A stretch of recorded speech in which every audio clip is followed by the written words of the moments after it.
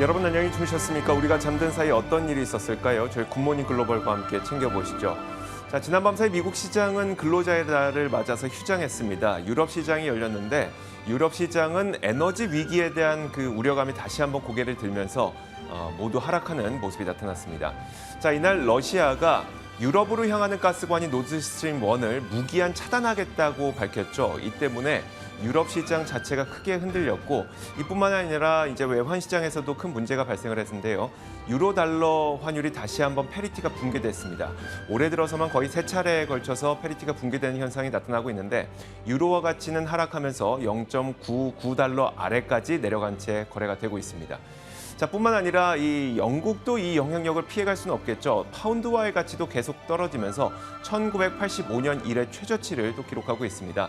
자, 이렇게 외환 시장이 이런 모습을 보이게 되면 결국 달러 강세에 대한 우려감이 커질 수밖에 없는데요. 달러 강세가 계속된다면 미국에서 해외 매출 비중이 높은 기업들, 그런 기업들은 이익의 타격을 받을 수밖에 없습니다. 결국 오늘 밤에 열리게 될 미국 시장에서의 움직임도 딱히 그다지 긍정적인 기대를 하긴 좀 어려울 것으로 보이는데요. 자, 이뿐만이 아니라 오펙 플러스 국가들의 회담이 있었는데요. 이 자리를 통해서 10만 배럴 정도의 감산이 있었다고 합니다. 이런 와중에 감산까지 결정이 되다 보니까 선물 시장에서 국제 유가도 2% 넘는 반등을 보이기도 했습니다. 자, 그렇다면 지난 밤 사이 어떤 일들이 있었는지 조금 더 자세하게 살펴봐야 되겠죠. 시황 살펴보겠습니다. 최서영 캐스터입니다. 현지 시간 9월 5일 월요일장 마감 상황 전해드리겠습니다. 간밤 뉴욕 증시는 노동절로 휴장했었죠. 때문에 오늘은 유럽 증시 마감 상황부터 확인해 보겠습니다. 유럽 주요 증시는 대부분 하락 마감했습니다. 러시아가 천연가스 파이프라인 폐쇄를 결국 무기한 연장하겠다라는 소식이 들려왔기 때문인데요.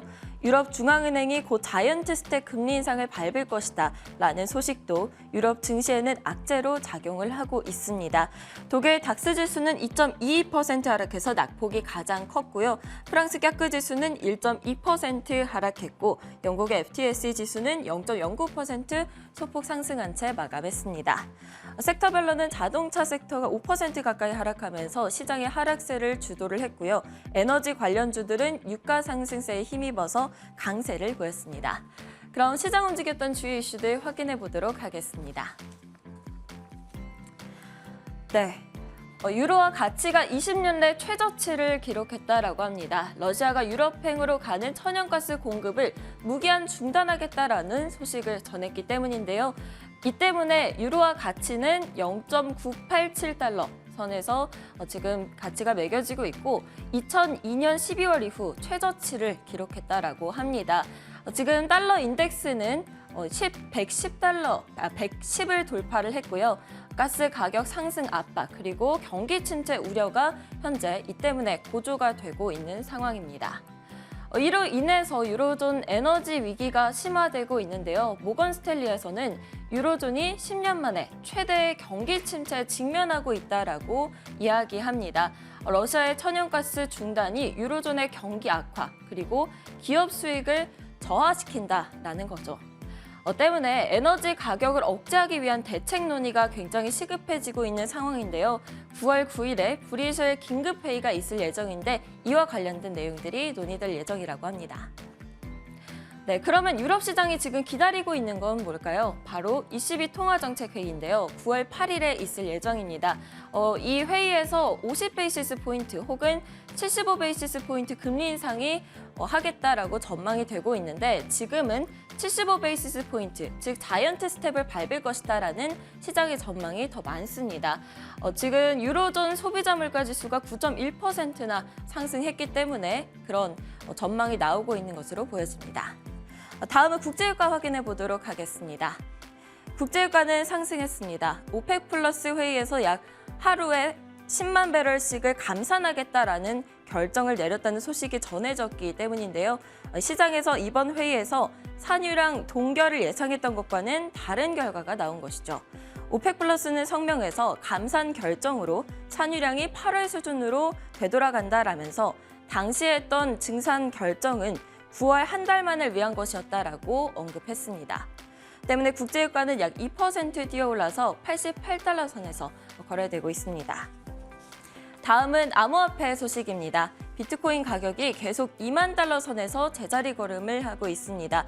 유럽 중앙은행이 곧 자이언트 스텝을 밟을 것이다 라는 소식이 유럽 증시뿐만 아니라 비트코인에도 악재로 작용하고 있는 것으로 보여집니다. 때문에 현재 비트코인 19,700달러 선에서 거래되고 있고요. 네, 지금까지 유럽 증시 마감 시황 전해드렸습니다.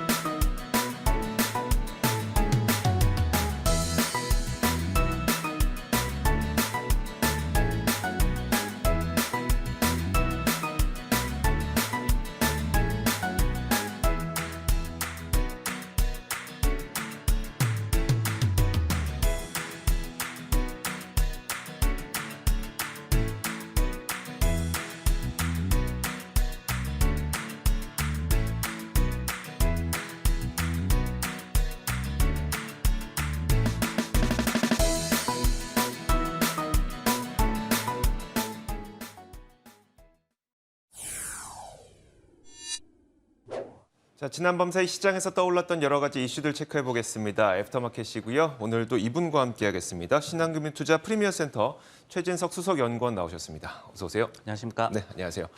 자, 먼저 첫 번째 키워드부터 한번 보도록 하죠. 첫 번째 키워드는 바로 이겁니다. 사실 저도 이거 보고 참 놀랐었는데 0.988달러예요. 뭐가 0.988달러? 1달러도 안 돼요.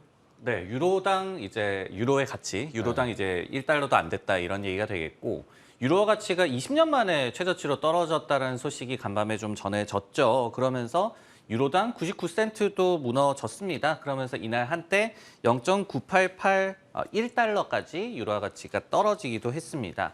이 같은 유로화 약세는 러시아의 유럽에 대한 가스 공급 차단 때문인데요. 국영가스회사죠. 이 게즈프롬이라는 이 기업에서 지난주 금요일이었습니다. 노드스트림 1 가스관을 활용한 독일에 대한 가스 공급을 재개하지 않겠다라고 발표를 했습니다.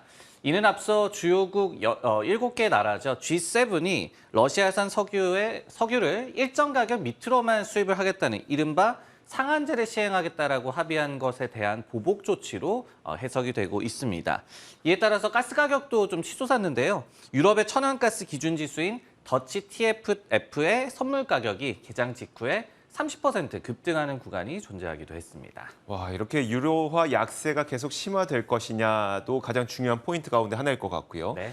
에너지 가격의 변동성도 다시 한번 심화될 것이냐, 이 부분도 중요한 포인트 같거든요. 어떻게 될 것 같으세요? 결국은 이게 다 연결된 문제인 것 같습니다. 뭐 로직을 말씀을 드리자면은 결국은 에너지 공급이 좀 불안하니까 가격이 급등하고 있고 그러면서 경제 활동 자체가 좀 전반적으로 위축이 되고 있습니다. 유럽에서. 그러면서 경기 침체가 이제 올 것이다라는 공포감이 극에 달하고 있고 이런 것이 결국은 이제 유로화 약세에 좀 반영이 되고 있다.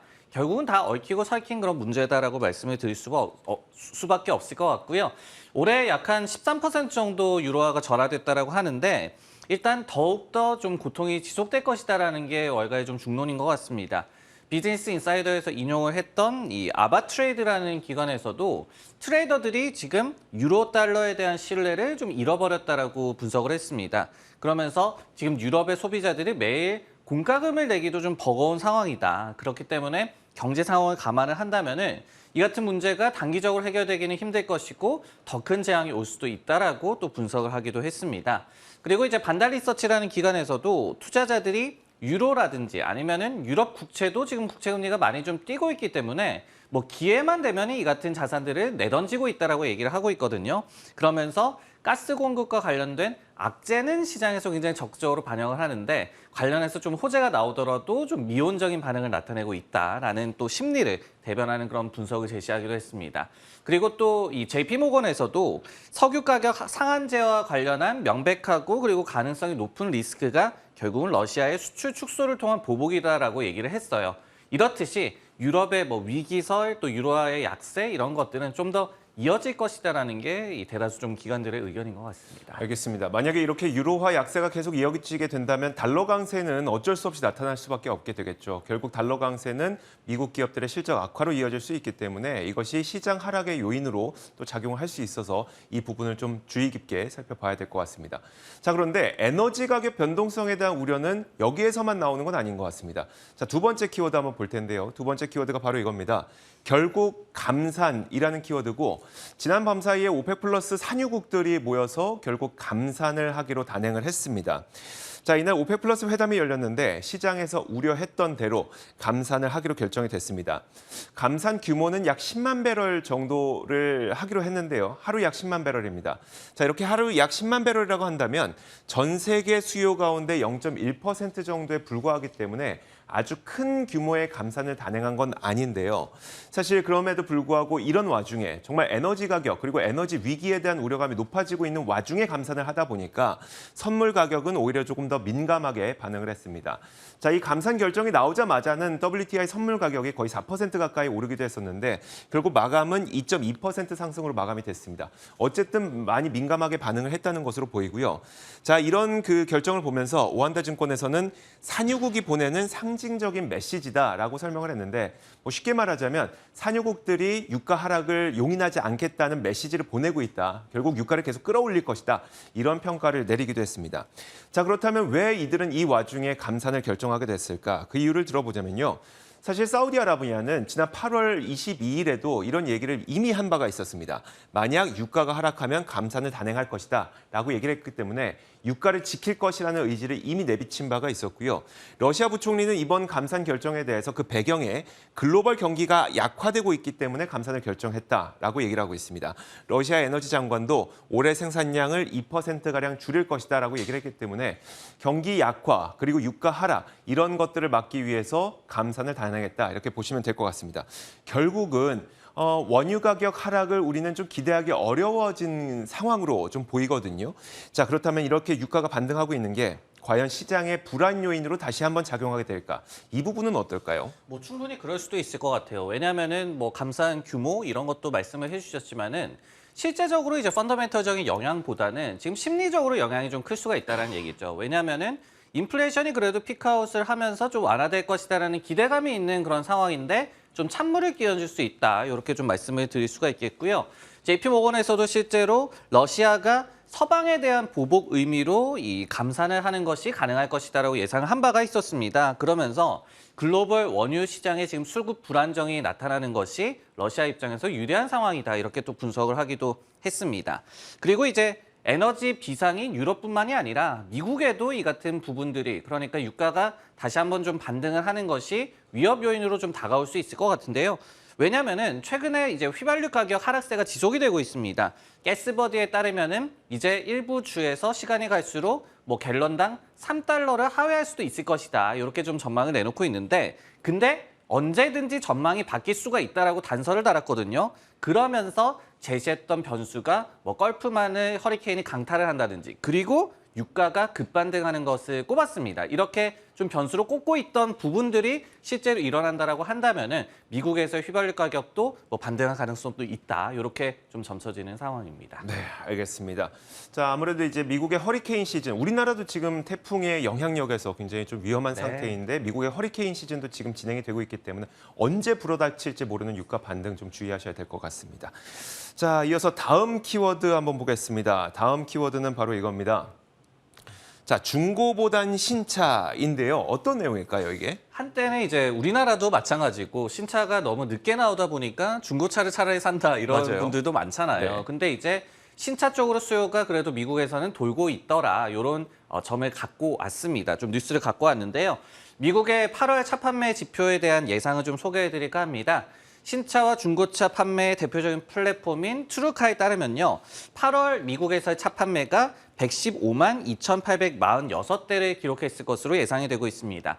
이는 전년 대비해서 9% 증가한 수치가 되겠고요. 7월 대비해서도 소폭 증가한 수치로 예상이 되고 있습니다. 여기에 더해서 이날, 그러니까 현지 시각으로 9월 5일에 마크라인즈에서 내놓은 잠정 보고서에서도 YY 기준으로 4.3%의 차 판매 성장세를 예견을 하기도 했습니다. 그러면서 8월 기준으로 봤을 때 연간 미국에서의 차 판매량이 1,300만 대 수준으로 예상이 되고 있는데요. YY 기준으로는 물론 한 14% 정도 감소한 수치이기는 합니다. 근데 이제 흥미로운 것은 신차 수요가 중고차 대비해서 좀 양호했던 점이었는데요. 트루카 지표에 따르면요. 8월에 중고차 판매가 한 300만 대 정도로 예상이 되고 있습니다. 근데 전달 대비해서는 4% 증가했지만요. 전년 대비해서는 17%나 좀 감소했을 것으로 예상이 되고 있는데 트루카 측에서도 뭐 반도체 부족이라든지 그리고 또 공급 차질 등의 자동차 산업이 좀 지금 시달리고 있는 이슈들이 전환점을 돌고 있을지도 모른다라는 분석을 또 제시하기도 했습니다. 알겠습니다. 공급망 이슈 때문에 차량 생산 자체가 좀 어려웠었던 그런 문제점들이 좀 풀려가고 있는 것처럼 보이는 네. 지표이다 보니까 상당히 긍정적이긴 한데 사실 중고차 가격이 지난 그 한 1년여가량 굉장히 급등했던 것이 인플레이션 또 주 원인으로 꼽히기도 했었잖아요. 맞습니다. 중고차가 뭐 신차보다 비싸기도 했었고. 그럼 지금은 어떨까요? 그 중고차 가격이 급등했던 게 한 2021년 초였어요. 네네. 그러니까 뭐 한 1년 반 정도 지금 이어지고 있는 셈인데 근데 중고차 가격도 지금 수요에서도 말씀을 드렸듯이 확실히 좀 꺾인 그런 징후가 관측이 되고 있습니다. 저희가 이제 이 중고차 가격 지수를 메나임 지수를 많이 좀 참고를 하는데요. 이 지수가 7월 달에 하락을 했었고 그리고 8월 달에 첫 15일간의 집계를 했을 때도 7월 대비해서 3.6% 하락했음을 저희가 볼 수가 있었습니다. 물론 이제 전년 대비로는 8.8% 정도 상승을 하기는 했지만요. 특히 이제 중고 SUV라든지 그리고 픽업 트럭 등의 가격이 좀 가파르게 하락하고 있는 것으로 나타나고 있는데요. 물론 이제 자동차 산업이 지금 산재해 있는 이슈가 풀리려면 시간이 걸릴 걸로는 예상이 되고 있습니다. 뭐 스티븐스 같은 기관에서는 내년 중반이나 후반기에 공급이 좀 정상화될 것으로 예상을 하고 있는데요. 하지만은 지금과 같이 중고차에 대한 수요가 좀 꺾이고 신차에 대한 관심도 늘어나고 있고 중고차 가격도 좀 꺾이는 그런 양상을 보이다 보니까 이 미리 좀 딜러사들에게 관심을 가져야 한다. 이런 투자 전략 측면에서도 좀 제시하는 기관도 있습니다. 스티븐스에서 그룹 원 오토모티브, 뭐 대표적인 자동차 딜러사를 추천을 했고요. 그리고 이제 중고차 플랫폼이죠. 카바나도 좀 추천을 했는데 왜 이렇게 얘기를 했냐면은 중고차 가격이 너무나도 좀 비싸서 이게 오히려 수요에 또 악영향을 끼치는 그런 경우가 있었어요. 근데 이 부분이 뭐 어포더빌리티, 우리가 뭐 구매력이라고 얘기를 하는데 이 부분을 좀 풀리게 할 수가 있을 것이다라고 얘기를 하면서 차 관련주 또 딜러사들을 또 추천하는 의견도 있다는 점 체크하시면 좋을 것 같습니다. 완전히 돌아선 건 아니지만 돌아설 기미가 보이기 때문에 이쪽에 좀 관심을 가져봐라. 좀 네. 남들보다 일찍 그 정도로 보시면 될 것 같습니다. 자, 이어서 다음 키워드 공개하겠습니다. 다음 키워드는 바로 이겁니다. 사실상 가격 인상인데요. 이제 애플의 신제품 발표 행사가 코앞으로 다가왔습니다. 이번에 가장 전 세계 사람들이 주목하고 있는 거는 사실 제품도 주목을 하고 있겠죠. 하지만 그것보다도 더 주목하고 있는 게 바로 가격입니다. 애플 제품의 가격이 어느 정도로 책정될 것인지, 얼마나 인상될 것인지 그 부분에 가장 초점을 맞추게 될 것으로 보이는데요. 자, 요즘에 뭐 물가라든지 뭐 부품 가격 아니면 운송료 뭐 하나 안 오르는 것이 없다 보니까 소비자 주머니가 닫히고 있는데 과연 이렇게 비싼 아이폰, 여기에다 가격 인상까지 하게 된다면 과연 이 아이폰을 사게 될 것이냐, 이게 투자자들이 가장 궁금한 점일 것 같거든요. 일단 시장에서 예상하기로는 이제 프로 모델의 가격, 이제 플래그십 모델이죠. 프로 모델의 가격이 기존의 $999에서 약 $1,099 정도가 책정이 됐었다면 이번에는 약 $100 정도는 더 인상돼서 출시될 것으로 예상을 하고 있고요. 그 아래 단이 이제 베이직 모델의 경우에는 프로 모델보다 약 $300 정도 저렴하게 가격이 책정돼서 나오게 될 것으로 예상을 하고 있습니다. 자, 그러면 이렇게 비싸지게 되는 아이폰을 과연 사람들이 살 것이냐? 여기에 대해서 일단 애플 측에서는 좀 자신감을 두 가지 이유를 들어서 보여주고 있습니다. 첫 번째 이유가 바로 아직까지 5G 침투율이 낮다는 점을 들고 있고요. 두 번째로 이 애플 유저들이 상대적으로 지출에 대해서 좀 관대하다는 겁니다. 돈을 좀 쓴다는 거죠. 자, 그래서 첫 번째 이유부터 한번 살펴보자면 팀 쿡 CEO는 이런 이야기를 지난 7월에 한 적이 있어요. 글로벌 침투율, 그러니까 5G 침투율이 매우 낮은데 여기서 이제 연장선상의 다른 이야기를 한번 연결해 보면 5G가 탑재되기 전후 모델의 가격을 살펴보면요. 사람들이 아이폰을 살 때 얼마나 평균적으로 지출하는지를 보니까 5G가 탑재되기 전에는 $783를 썼다면 5G가 탑재된 이후에는 평균적으로 $954를 쓰더라는 겁니다. 이렇게 기존보다 조금 더 새로운 기능이 탑재됐을 때에는 조금 더 비싼 가격을 주고라도 아이폰을 샀더라는 것이죠. 자, 뿐만 아니라 아이폰 13 모델의 판매 동향을 보면요. 핸드폰 저장 공간을 늘리면 늘릴수록 최대 $500까지 가격이 더 붙게 되거든요. 하지만 아이폰 구매자들의 50% 가까이가 저장 공간을 업그레이드해서 추가 금액을 더 내고도 그 지출을 했다는 겁니다. 그만큼 아이폰 유저들은 지출에 대해서 좀 관대한 경향이 있기 때문에 잘 팔릴 것이다 이런 자신감을 내비치고 있는 상태인 것 같습니다. 자, 이제 우리 투자자에게 중요한 거는 그럼 신제품이 발표된 이후에 과연 애플의 주가가 오를 것이냐 이 부분이 되게 큰 관심일 것 같거든요. 어떨까요? 지금 뭐 상승에 대한 제반 여건은 충분히 좀 마련이 된 것 같아요. 뭐 예언을 할 수는 없겠지만 네. 우리가 역사적으로 보더라도 이 아이폰 신제품 이벤트 후에 주가 흐름이 또 괜찮았거든요. 모건 스탠리에 따르면요, 한 뭐 아이폰 11 정도까지 추적을 한 것 같습니다. 2020년 정도 데이터인데 행사 후에 6개월간의 애플의 주가 흐름이 S&P 500을 평균적으로 13%포인트나 아웃퍼폼했더라. 이런 또 데이터도 나와 있습니다. 여기에 더해서 이제 더군다나 지금 주가가 전 고점 대비해서 약 한 15% 정도 조정을 해 있는 상태이기 때문에 어느 때보다 좀 기대감은 좀 있는 상황이다. 이렇게 좀 보여지고요. 그러다 보니까 이제 웨드부시 같은 기관에서도 신제품 이벤트가 이 변곡점이 될 수가 있을 것이다라고 분석을 했고, 그리고 매크로 상황이 또 불안할수록 이런 애플과 같은 이 상품 브랜드의 또 파워가 발휘가 될 수 있을 것이다라는 의견을 또 제시한 바도 있었습니다. 다만 이제 또 신제품이 나와봐야 알 것이다 이런 좀 의견도 있는데, 예를 들어서 뱅크 오브 아메리카가 대표적으로 가격이 굉장히 좀 중요할 것이다, 관건일 것이다라고 얘기를 하고 있어요. 결국은 특히 지금과 같이 인플레이션과 또 소비에 대한 좀 불안 심리가 있는 상황에서는 가격이 좀 민감할 수가 있다. 물론 이제 애플 소비자들이 돈을 좀 쓴다라고 얘기를 해주셨지만 네. 시기가 시기인 만큼 역시 좀 가격이 이번 이벤트에서는 좀 이례적으로 좀 중요한 요소가 될 것 같습니다. 네, 알겠습니다. 자, 애플이 어떤 신제품을 어떤 가격에 내놓는지 한번 지켜보도록 하겠고요. 지금까지 애프터마켓이었습니다. 신한금융투자 프리미어센터 최진석 수석연구원과 함께 이야기 나눠봤습니다. 고맙습니다.